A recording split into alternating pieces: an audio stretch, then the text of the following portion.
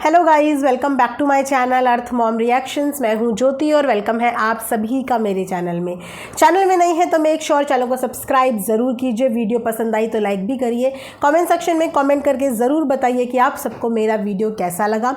आज का reaction video हम लोग देवरानी जेठानी से रिलेटेड बताने वाले हैं। मैंने अभी जेठानी देवरानी दोनों के वीडियोज़ देखे। वीडियो देखने के बाद मुझे महसूस हुआ कि जो जेठानी जी हैं वो धनवा को तैयार करते हुए रो रही थी। आखिर उनके रोने की वजह क्या थी?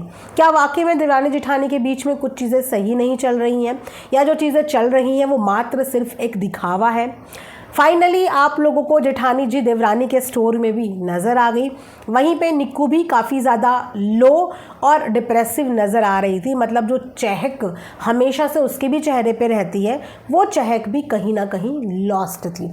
उसके अलावा निक्कू ने भैया अपनी खुद की तारीफ़ कर दी है, ऑलराउंडर अपने आप को बता दिया है। तो क्या वो अपनी जेठानी को नीचा दिखा रही थी?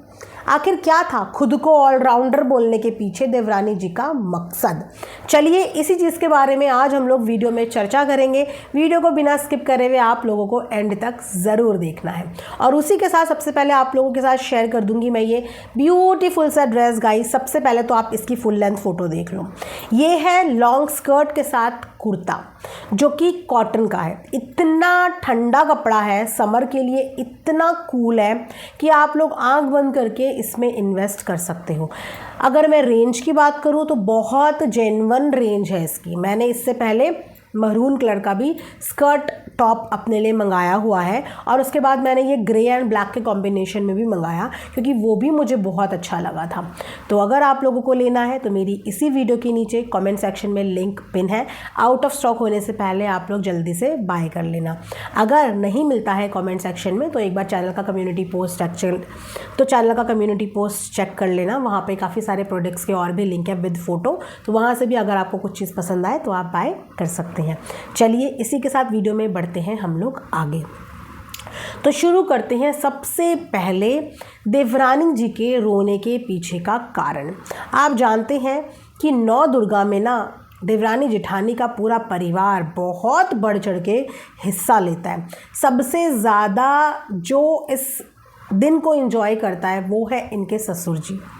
वो इतने ज़्यादा भक्त इंसान है, इतने ज़्यादा कि देख के लगता है कि इन्हीं को देखा देखी इनके जो बच्चे हैं वो भी ऐसे ही हैं, चाहे वो अजीत भैया हों चाहे वो सुमित भैया ही क्यों ना हो। लेकिन इस बार दोनों देवरानी जेठानी के चेहरे पे ना थोड़ा सा, कहते हैं ना, हल्का सा वो वाला चार्म नहीं था जो चार्म हमने हमेशा से इन लोगों के चेहरों पे देखा है ड्यूरिंग द फंक्शन। निक्कू का रीज़न तो सामने भी आया कि आखिर निक्कू का चेहरे की जो सैडनेस है वो क्यों नज़र आ रही थी। कोई बहुत करीबी निक्कू ने बोला इस बीच में दुनिया से गया है, और पता चला है कि वो करीबी और कोई नहीं, निक्कू का ड्राइवर ही था, जिसके बारे में एक बार इन लोगों ने जिक्र भी किया था। निक्कू एक बार अपने एक ड्राइवर के लिए स्टैंड भी लेती हुई नज़र आई थी जिस समय पे उनकी गाड़ी का, थार का एक्सीडेंट हुआ था। उस वक्त पे अपने ड्राइवर के लिए उसने स्टैंड भी लिया था। और जब भी हमारे साथ कोई पल बिताता है ना, चाहे वो 1 घंटा हो 2 घंटा हो, तो ना उसके साथ एक अलग अटैचमेंट हो जाता है। मतलब देखा हुआ इंसान का जाना ना बर्दाश्त नहीं हो पाता। हमें हमेशा जहन में रहता है कि हमने तो इसे देखा था। तो जिसने साथ में वक्त बिताया हो उसके साथ तो फिर एक अटैचमेंट हो ही जाता है। और हमारे घर की हाउस हेल्प, हमारे ड्राइवर्स, जो लोग हमारी निजी ज़िंदगी में एक मेजर भूमिका अदा करते हैं, उनकी एब्सेंस भी फील होती है और उनके जाने का दुख भी होता है।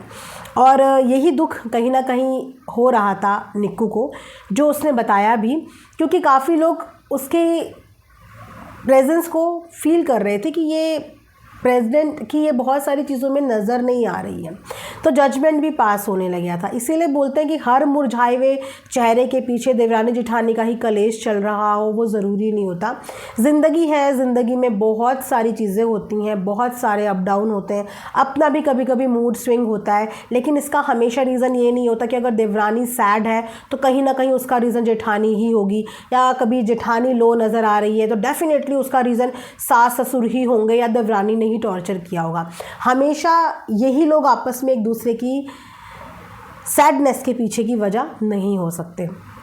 तो वहाँ पे ये चीज़ क्लियर हो गई। उसके बाद एक और वीडियो मेरे सामने आया, जिस वीडियो में मैं ये देख रही थी कि कामनी भी अपने बेटे को तैयार करते वक्त में, उसके कपड़े चेंज करते वक्त में रो रही थी। हालांकि उन्होंने अपने रोने का कारण बस इतना बताया, क्योंकि कमेंट सेक्शन में भी कुछ लोगों ने ये चीज़ ऑब्जर्व कर ली थी कि वो रो रही हैं, तो कमेंट सेक्शन में लोगों ने पूछा भी कि क्या हुआ, तो कामनी ने लिखा था कि ज़िंदगी है, ऐसा कुछ लिखा था। तो उसमें भी काफ़ी लोगों के जजमेंट सास ससुर की तरफ जाने लगे कि ये खुश नहीं है, अभी भी जो है इसको ऐसा दबाया जा रहा होगा, इसको ऐसा परेशान करा जा रहा होगा, इसको ऐसा किया जा रहा होगा। मुझे बस ये चीज़ समझ में नहीं आती कि क्या आप लोग कभी अपनी ज़िंदगी में लो फील नहीं करते? क्या कभी आप लोग अपनी ज़िंदगी में, मतलब घर के अलावा कोई बाहर वाला आपके मन को ठेस नहीं पहुँचा सकता? एक लड़की बहुत सारी चीज़ों से परेशान हो सकती है, कभी अपनों से, कभी मायके से, कभी ससुराल से, कभी दोस्तों से, कभी कमेंट करने वालों से, कभी ट्रॉलर से, कभी अपने आप से। मतलब बहुत सारी हार्मोनल डिसबैलेंस होते हैं, बहुत सारी चीज़ें ज़िंदगी में चलती हैं जो इंसान बता नहीं पाता, लेकिन उसका कारण हमेशा सास ससुर हो या हमेशा देवर देवरानी हो, वो ज़रूरी नहीं होता। इसके अलावा भी ज़िंदगी में बहुत सारी चीज़ें होती हैं। हो सकता है आपने अगर एक चीज़ नोटिस करी कि पिछले 3-4 वीडियो से वो अपने बेटे के लिए बहुत बार स्टैंड लेती हुई नज़र आ रही है, और उस दिन भी वो अपने बेटे को ही तैयार कर रही थी। हो सकता है कि धनवा के लिए जिस तरीके से लोग नेगेटिव कमेंट करते हैं, उसकी एक एक एक्टिविटी को जज करते हैं, उसके बारे में ऊट पटांग चीज़ें बोलते हैं, ये भी हो सकता है कि इसीलिए उस माँ का जो दिल है वो दुख रहा हो, इसीलिए बुरा लग रहा हो, उसका मन इस चीज़ से आप लोगों ने पढ़ने की कोशिश नहीं करी कि हो सकता है कि अपने बच्चे के लिए उसको बुरा लग रहा हो कि इतना मासूम छोटा सा बच्चा है, जस्ट बिकॉज़ वो बच्चा मैच्योर नहीं है। हर बच्चा अपने चाइल्डहुड में अलग होता है, हर बच्चा अलग होता है, हर प्रेगनेंसी अलग होती है। आप बच्चों को कंपेयर नहीं कर सकते कि वो इतने साल का बच्चा है, वो इतना मैच्योर है, और वो इतने साल का बच्चा है, वो अभी तक ऐसा है। हर बच्चे की ग्रोथ, मेंटल डेवलपमेंट अपने हिसाब से होता है। तो हो सकता है कि वो इस चीज़ को लेके परेशान हो रही हो सकता है ना। बहुत सारी चीज़ें इंसान की ज़िंदगी में चलती हैं, लेकिन उसके लिए ऐसे कुछ भी एज्यूम करना वो थोड़ा सा ओवर हो जाता है। उसके अलावा अगर आप लोगों को यही लग रहा था तो उसके लिए भी देखिए ना, सबूत वीडियो में ही मिल जाते हैं। अपने ससुर के साथ, अपने ससुर जी के साथ कामनी ने एक शॉर्ट वीडियो डाली है, जहाँ पे उनके ससुर जी का प्यार देखा आपने कामनी के लिए, देखा।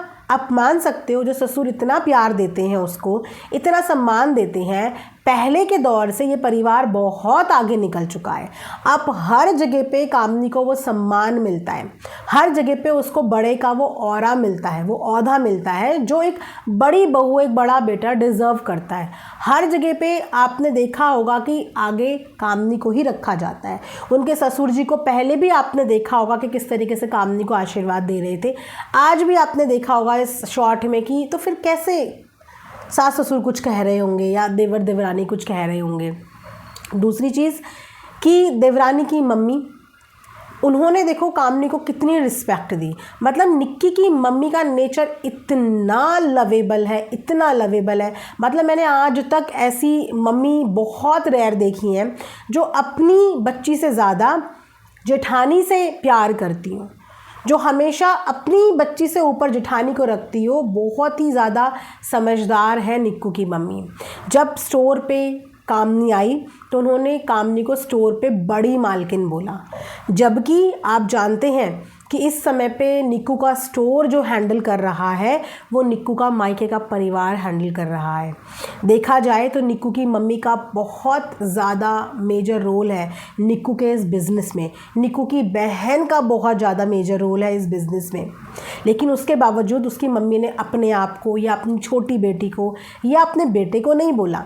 उन्होंने वो क्रेडिट किसको दिया? जेठानी को दिया। सम्मान कहते हैं इसे, सम्मान देना। तो वहाँ से आपको पता चलना चाहिए कि परिवार का एक एक इंसान एक दूसरे को रिस्पेक्ट देने में कोई कमी नहीं कर रहा है।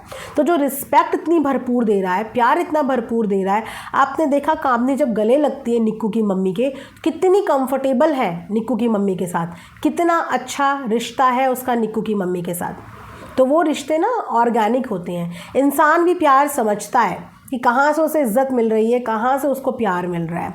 धनवा अपनी चाची की सीट पे वहाँ पे बैठा हुआ था। एक वीडियो और आया है जहाँ पे सुमित भैया धनवा को झूला झुला रहे हैं। तो सभी परिवार तो एक दूसरे को भरपूर प्यार दे रहे हैं, लेकिन उसके बावजूद भी अगर ये लोग 3-4 वीडियोस में एक साथ नहीं दिखते हैं तो लोग डाउट करने लगते हैं। मैं बोलूँ कि अगर हो भी रही होगी, एक घर में रहते हैं 4 बर्तन तो बजते भी हैं, खड़कते भी हैं। इसका मतलब ये नहीं होता कि किसी पर टॉर्चर ही हो गया। 2 सहेलियों के बीच में भी कभी कभी विचारों को लेके मतभेद हो जाते हैं। मतभेद होना नॉर्मल होता है, मन भेद नहीं होने चाहिए। आर्ग्यूमेंट्स भी हो जाते हैं, एक दूसरे को जवाब भी कभी कभी दे देते हैं, कभी कभी छोटी मोटी लड़ाइयाँ भी हो जाती हैं, बहुत सारी चीज़ें हो जाती हैं, उसको मतभेद कहते हैं। लेकिन उनके बीच में कम से कम मनभेद तो नहीं है। वो चाहे मैं बोलूँ लड़ भी रहे हो बैक कैमरा, एक दूसरे को कुछ भी बोल रहे हो, लेकिन उसके बावजूद एक दूसरे के सुख दुख में वो लोग एक टांग पे खड़े हो जाते हैं एक दूसरे के साथ, एक टांग पे। चाहे कोई भी अच्छा मौका हो, चाहे कोई भी बुरा मौका हो, फिर आप ही लोग बोलते हो कि देखो ये देवरानी जेठानी तो फिर से एक हो गए, देखो ये देवरानी जेठानी तो फिर से हो गए। ये यूनिवर्सल ट्रूथ है कि देवरानी जेठानी ने एक ही रहना है, आज भी एक है और कल भी एक ही रहना है। वो हमेशा ही एक रहेंगे, लेकिन हमेशा उनका रिश्ता मीठा मीठा मीठा रहे वो पॉसिबल नहीं है। कभी कभी खट्टा भी होगा, कभी कभी कड़वा भी होगा, लेकिन फिर दोबारा आप लोगों को वो दुख और सुख दोनों जगह पे साथ में ही नज़र आएंगे। ये भी यूनिवर्सल ट्रूथ है। तो मुझे जहाँ से लगता है कि दोनों की ज़िंदगी में सब कुछ सही चल रहा है और वो दोनों अपनी ज़िंदगी में अपने परिवार को बांध के रखने की कोशिश कर रहे हैं। ज़्यादा कुछ नहीं तो एक दूसरे के सुख दुख में वो लोग खड़े हो जाते हैं। बाकी डेली रूटीन में कौन ज़्यादा कर रहा है, कौन कम कर रहा है, कौन क्या कर रहा है, इससे क्या ही फ़र्क पड़ता है। कोई फ़र्क नहीं पड़ता इससे। वो लोग खुश हैं और वो खुशी उनके पेरेंट्स की आँखों में नज़र आती है। वरना जब एक घर टूटता है ना, तो सबसे ज़्यादा इम्पैक्ट जिस इंसान को होता है वो होते हैं उस घर की जड़ें, यानी कि माता पिता। कोई भी माता पिता अपने बच्चों को बचपन से लेकर बड़ा इसीलिए नहीं करते कि कल की डेट में वो अपना टूटता हुआ घर अपनी आंखों से देखें। आज उन माता पिता के चेहरों पे एक कहते ना एक सहज और एक बिल्कुल सुकून रहता है। आज वो बेधड़क होकर गाँव चले जाते हैं, काफ़ी दिन गाँव रह के आ जाते हैं। क्यों? क्योंकि उन्हें पता है कि पीछे से हमारी दोनों बहुएं घर को मैनेज कर लेंगी, वो घर को देख लेंगी। आज वो सास ससुर थोड़ा रिलैक्स नज़र आते हैं। अब उस सास के चेहरे पे मुस्कुराहट नज़र आती है, दोनों की वीडियोस में वो दिखती हैं। जब घर में कलह कलेश था तो उस वक्त पे आपने देखा था कितना ज़्यादा सास ससुर के चेहरे मुरझा गए थे। एक हेल्पलेस फील करता है घर का बुज़ुर्ग। तो वो आज संतुष्ट है अपने बच्चों से कि उनके बच्चों ने जैसे तैसे भी करके कम से कम इतना अपना रिश्ता संभाल लिया कि ज़्यादा कुछ नहीं तो एक दूसरे के सुख दुख में वो लोग खड़े हो जाते हैं। बस माता पिता को और क्या चाहिए, इतना ही चाहिए होता है, उतना उन्हें मिल रहा है। सो ये था मेरा आज का एक वीडियो। मिलेंगे हम लोग नेक्स्ट वीडियो में, तब तक आप लोग अपना ढेर सारा ख्याल रखिए। Thanks for watching earth mom reactions. Bye bye, take care, love you all.